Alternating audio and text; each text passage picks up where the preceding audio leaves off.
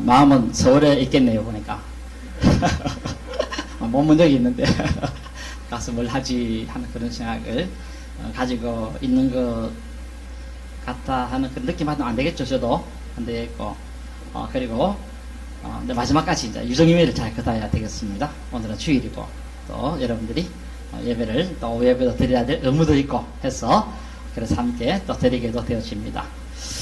우리가 지난 몇 주 동안입니다. 몇 주 동안, 우리 그리스도인은 죄에 가할 수 없다 하는 그 일로 여러분들에게 몇 주 말씀을 전한 것이 있었습니다. 자, 그때 들으면서 아마 이런 것들을 알게 되었을 겁니다. 우리 그리스도인들은 그리스도의 그 죽음 안으로 들어갔기 때문에 예수님의 그 죽음을 체험한 자가 되었다 하는 그런 사실을 알게 되어졌을 겁니다. 그리고 예수님과 우리가 함께 하나 되는 그 일로 인해서, 예수님의 죽으심 안으로 들어갔고 한 그 일로 인해서 예수님이 부활하심으로 우리들도 장차 부활하게 될 것이다 하는 그 사실에 대해서도 알게 되어졌을 겁니다. 자, 그리고 이런 은혜로 인해서 우리는 더 이상 죄에 간다는 그 자체가 불가능하게 되어졌다 하고 말씀을 드린 것들도 머리에 조금은 기억이 날 것입니다.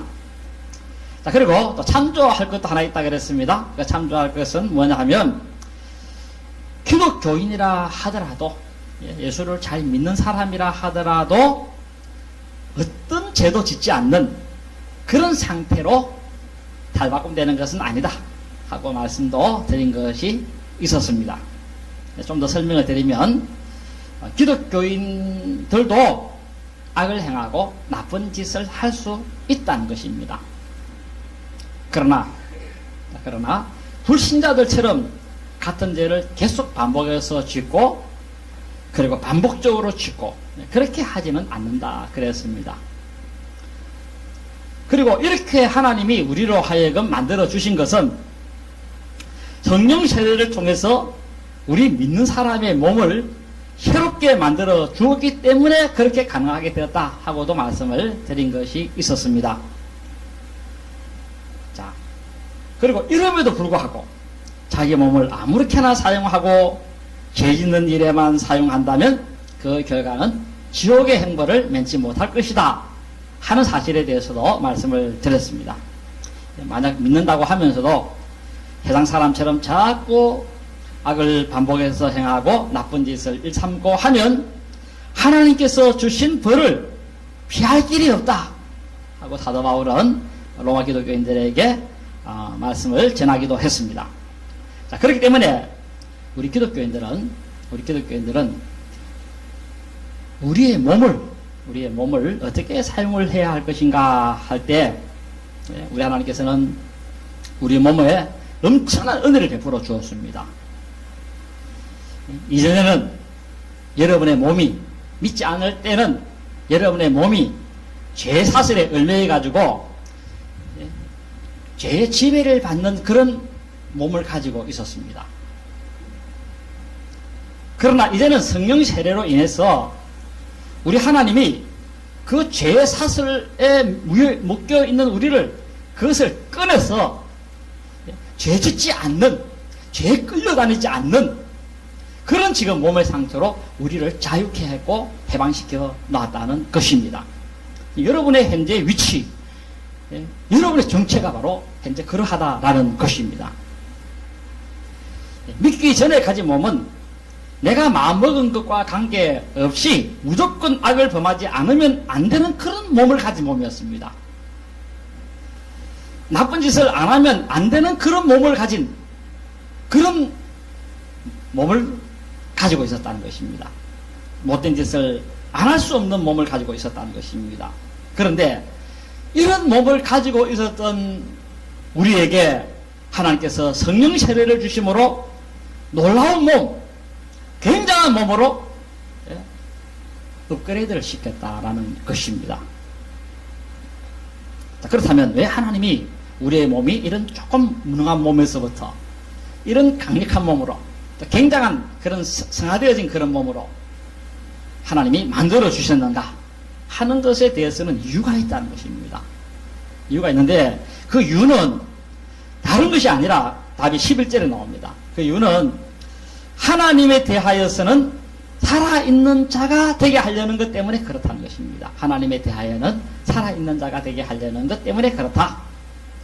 여기 하나님에 대해서 살아있다 하는 요 대해서라는 말은 전치사인데 여기 위에서라는 의미입니다. 위에서. 그래서 하나님께서는 우리의 몸을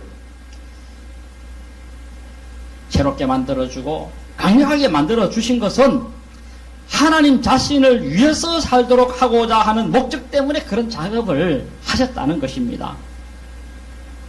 자, 그렇다면 우리 몸을 하나님을 위해서 살도록 만들어진 것인 만큼 오늘 우리가 가지고 있는 이 몸을 어떻게 사용을 해야 하는가 하는 문제가 남을 것인데 그 남는 것에 대해서 사도 바울이 지시를 한 것이 있습니다. 그 지시 오늘 본문에 보면 세 가지가 나옵니다.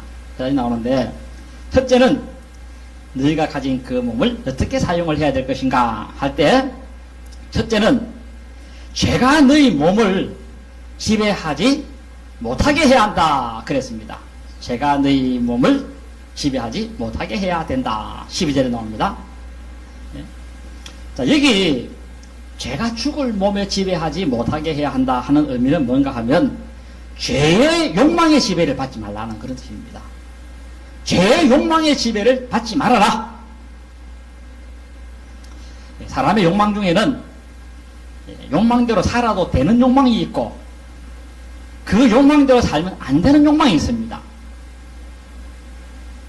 어떤 욕망은 그 욕망대로 내 몸을 사용하게 되면 나도 불행하고 남도 불행하게 되는 그런 욕망이 있다는 것입니다. 이런 나쁜 욕망의 지배를 우리 몸이 받으면 안 된다는 것입니다. 하나님을 위해서 살도록 만들어진 이 새롭게 만들어진 이 몸 가지고 그런 나쁜 욕망으로 사용을 해서는 안 될 것에 대해서 사도 바울은 강력하게 주의를 주고 있습니다. 만약에 이런 나쁘고 해로운 욕망이 우리 몸을 지배하고 그 욕망이 나로 하여금 너 몸 내 좀 사용하자 하고 할 때에 내 몸을 내줄 수 없어 하고 강력하게 거절을 해야 한다는 것입니다. 강력하게. 전에는 거절할 수 없었습니다. 성경시대 받기 전에는. 그냥 질질 끌려가야 됩니다. 왜? 세상살에 딱 내있기 때문에. 땡기면 가야 됩니다. 근데 이미 하나님 끊어놨습니다. 여러분들은 제 사슬에서부터 끊어진 존재인 줄로 아시기를 바랍니다.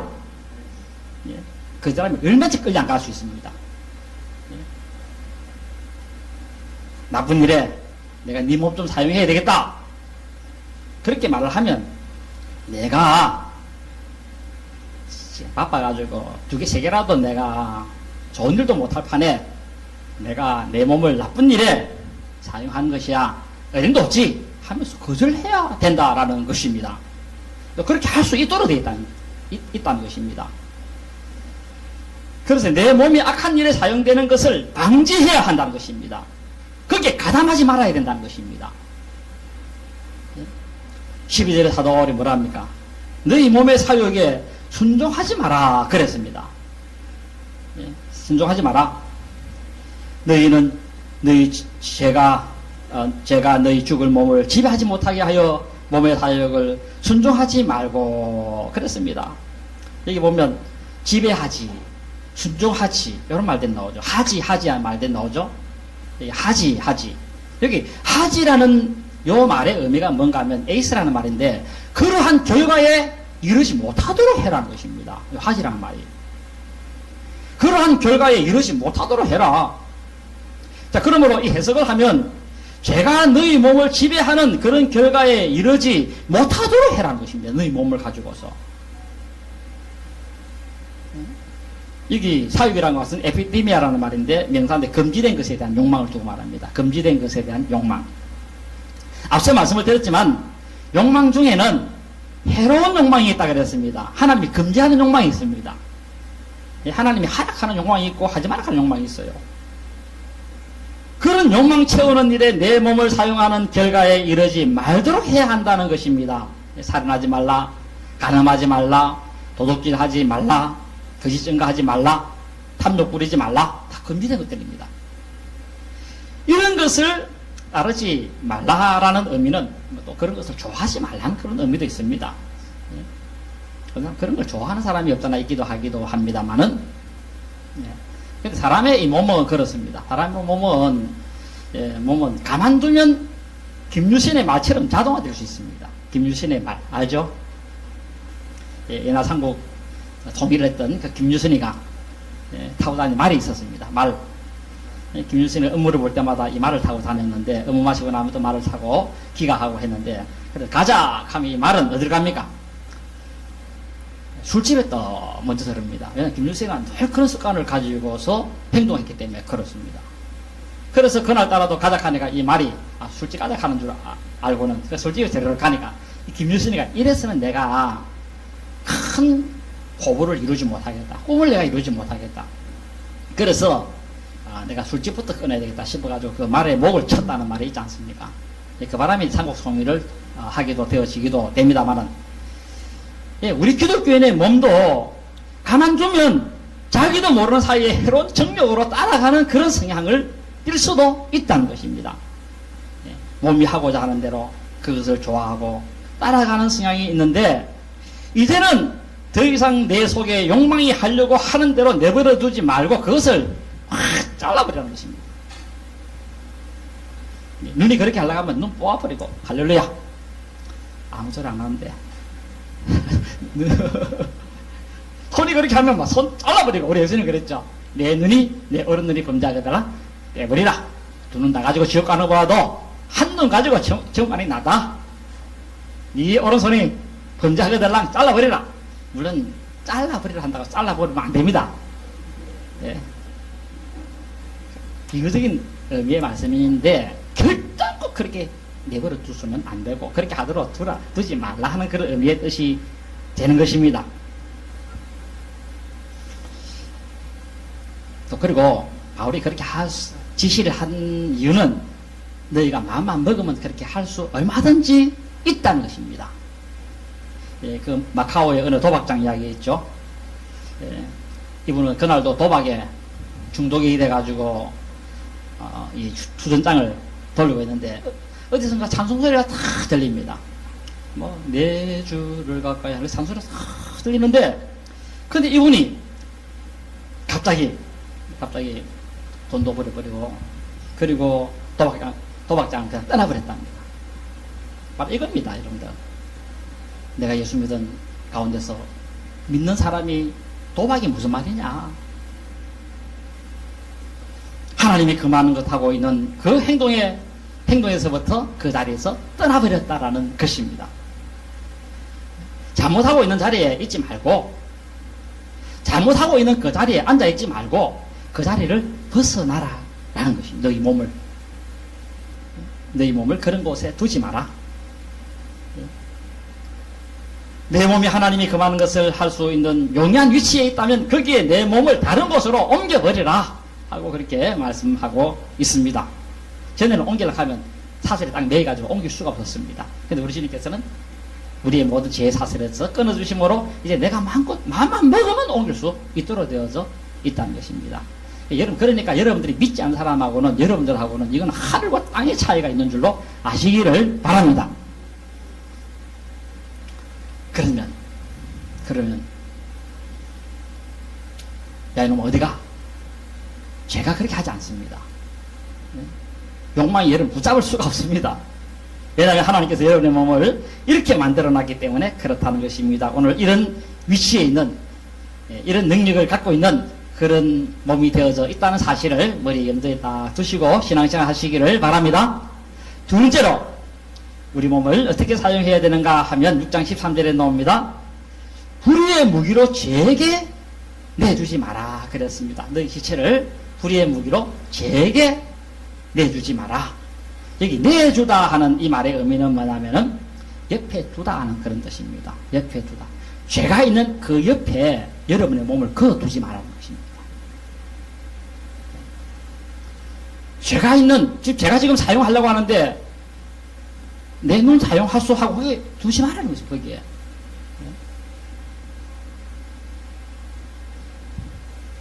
너희 지체, 눈, 코, 입, 귀, 손, 발, 이런 하나의 지체를 정당하지 못한 일에, 부당한 그런 일에 사용하도록 맡기지 말라는 것입니다. 그런데 맡기지 말라는 것입니다. 합당하지 않는 그런 일에 내 손과 발과 귀를 거기에 맡기면, 너희 몸을 맡기면 안 된다는 것입니다. 어떤 거 하나라도. 그래서 중국 그 공자의 그 가르침을 보면, 그 비례물동, 얘가 아니면 행동하지 마라. 이게 뭡니까? 네 몸을 올바르지 않는 곳에는 네 몸을 맡기지 마라는 그런 뜻이거든요. 비례물시. 얘가 아닌 곳에는, 얘가 아닌 곳은 보지 마라. 사람이 봐야 될 것이 있고 안 봐야 될 것이 있는데, 안 봐야 될 것을 보면 안 된다는 것입니다. 눈 가지고.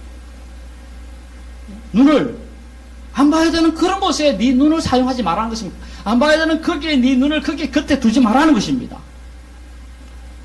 비례물청. 얘가 아닌 곳은 듣지 말고, 그 다음에 비례물은 얘가 아닌 것은 우리가 말할 필요도 없다. 비방하고 비난하고 이런 데는 우리 입을 그런 데 사용하면 안 된다라는 것입니다. 유교인들의 사상이지만은, 유교인들도 정말 참 대단한 것을 깨닫고 사는 그런 사람이다 하는 생각이 들기도 합니다. 바로 그렇습니다. 내 몸을 정당하지 않고 부당한 일에 사용함에 있어서 내 손가락 하나도 나는 사용하지 못한다 하고 사용하고 거절할 수 있어야 한다는 것입니다. 우리는 어떤 일이 있어도 하나님 만드신 창조의 목적을 따라 내 몸을 목적 따라 잘 사용할 수 있어야 한다는 것입니다. 찬송 부르고 남을 위로하고 이런 도구로 사용을 해야 할 것입니다. 여러분의 붙어있는 이 머리털 하나도 나쁜 일에 사용하려고 하는데 맡기면 안 된다라는 것입니다. 나쁜 일에 이 몸도 사용하자 할 때 이 갖다 쓰세요. 이렇게 해서는 안 된다 하고 사도 바울이 권면을 하고 있습니다. 이제 마지막 세 번째, 너희의 몸을 하나님께 드리며 너희 지체를 의의 무기로 하나님께 드리라 그랬습니다. 13절에 나오죠. 자, 이 말씀의 의미는 뭐냐면, 너희의 몸을 죄 곁에 두지 말고 너희의 몸을 하나님 곁에 두라는 것입니다. 하나님 곁에.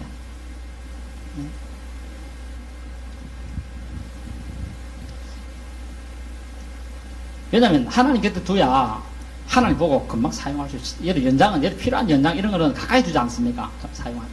가장 내가 필요하게 사용할 수 있는 것은 내 손을 뻗기만 뻗으면 있는 그 자리. 그런 것을 우리가 참 자주 사용하고 유익하게 사용을 합니다. 아마 여러분들이 자주 사용하는 것일수록 아마 가까이 둡니다. 그 중에 뭐가 있습니까? 뭐가 있습니까? 리모컨 가까이 두고, 리모컨을 저 창고에 숨겨놓은 사람 있습니까? 다 가까이. 가까이 두면 주인이 그걸 잘 사용합니다. 여러분들의 몸을 하나님 가까이 두시기 바랍니다. 하나님이 여러분들을 잘 사용합니다. 하나님이 좀 사용하려고 사람은 어디 가고 없어버리고 멀리 있고 이러면 하나님이 쫓아가가지고 좀 사용하자, 이래 안 된다 그 말입니다. 그리고 여러분들이 여러분의 몸을 악인들 곁에 두지 마시고 착한 사람 곁에 두시기를 바랍니다. 나쁜 사람 곁에 두면 나쁜 사람이 없는 중에 여러분의 몸을 사용할 수가 있습니다. 원망하고 불평하는 사람 옆에 여러분의 몸을 자꾸 두면 여러분들도 그 원망하고 불평하는 사람, 그 사람의 도구가 될 수 있다라는 것입니다. 바울 사도가 이걸 지금 금지시키고 있다는 것입니다. 아이고 요즘 보니까 아무게 마음에 안 드는데 자네는 어떻는가? 옆에 있는 바람에 그 소리 들어가지고 같이 공모하고 나쁜 짓을 행하고 그렇게 되어지는 맞장구 치고. 그래서 물든다 하는 말이 있잖아요. 물든다. 악한 사람 옆에 자기 몸을 두면 나쁜 물이 든다라는 것입니다. 그래서 사도 바울은 고린도 전서 15장 35절에 악한 동물은 선한 행실을 더럽힌다. 그렇게 한 것이 있습니다. 악한 동물은 선한 행실을 더럽힌다. 물들기 때문에 그렇다 하는 그런 의미의 뜻이 되겠습니다. 그리고 우리 옛말에도 백로야 백로야 까마귀 하고 놀지 말라 그러는데 뭘 가까이 하면 거머쥐고 건묵자옥이라는 말이 있죠. 그 다음에 수치를 가까이 하면 거머쥔다 그랬습니다. 우리 몸을 죄에 가까이 두면 거머쥘 수밖에 없고 하나님께 가까이 두야만 하나님이 우리를 사용하는 도구로 사용하시게 되어지게 된다라는 것입니다. 자, 그러므로 여러분의 몸을 잘 사용할 수 있어야 한다는 것입니다. 여러분의 몸을 어디에 두느냐 여기에 따라서 인생의 운명이 달라질 수 있다라는 것입니다. 유혹받는 자리에 자꾸 여러분의 몸을 두면 그 유혹받는 자리에서 넘어질 수 있게 되어지고 착한 일 하는 자리에 계속 그 옆에 내가 비록 착한 일 안 하고 있지만은 그 옆에 두면 자연적으로 착한 일 할 수도 있다는 것입니다. 서당계 3년 풍을 얻는다는 그런 말도 있지 않습니까? 그러므로 이제 우리는 하나님을 위해서 살도록 만들어진 존재이기 때문에 우리의 몸은 언제라도 이 하나님을 위해서 사는 그런 하나의 준비가 되어져 있어야 한다는 것입니다. 그리고 마지막 사람은 죽을 때 이제 후회가 없어야 되고 또 사람은 또 죽도록 되어져 있지 않습니까? 이 몸은 죽습니다. 언젠가는. 이 몸은 죽는데 그런데 마지막 죽을 때 천추에 한이 맺혀서 죽는 그런 인생은 되지 마라 하고 그렇게 또 교훈도 주고 있습니다. 그래서 우리가 참 그래서 욥처럼 신앙 고백하면서 산다면 그건 참 복이 되겠다 하는 그런 생각이 들기도 합니다. 욥은 욥기 그 27장입니까? 27장 6절에 보면 나는 내 생애를 비웃지 않겠다. 그런 내 평생 하루도 비웃지 않는다 하는 그런 이야기를 한 고백이 있습니다. 참 사람들 보면 자기 자신을 비웃으면서 죽는 사람 참 많습니다. 여기 비웃는다는 이 말은 비난하지 않는다는 그런 의미의 뜻이 되겠습니다. 비난하지 않는다. 나는 나의 평생에 비난할 것이 하나도 없는 삶을 살았다. 여기 그런 고백을 했는데 세상 사람들 바라보면 더러운 짓만 하다가 가는 그런 사람 보면 마지막 죽을 때 넋두리로 하는 말은 뭡니까? 내가 참 더럽게 살다가 죽는다 하고 말하는 그런 경우들도 없잖아 있고 나는 걔만 또 못한 인간처럼 살아왔다 그렇게 말하면서 죽는 사람도 있고 나는 죽어도 싼 인간이다 하면서 그렇게 죽는데 참 그런데 참 이욥은 보면 자기 인생을 돌아보면서 나는 내 일생 중에 하루도 나는 비난하면 내 자신을 내가 바라봐도 나는 비난하면서 산 것이 없다 하고 그렇게 고백한 것이 있습니다. 얼마나 바르게 살았으면 이런 고백을 했겠나 싶기도 한데 여러분들도 이 세상 사람들뿐 아니라 여러분들이 여러분을 바라봐도 나는 비난할 것이 아무것도 없는 삶을 살았다. 여러분의 몸을 정말 참 필요하고 요긴한 곳에 잘 사용해서 이런 고백을 남기는 여러분 되시기를 진심으로 바랍니다.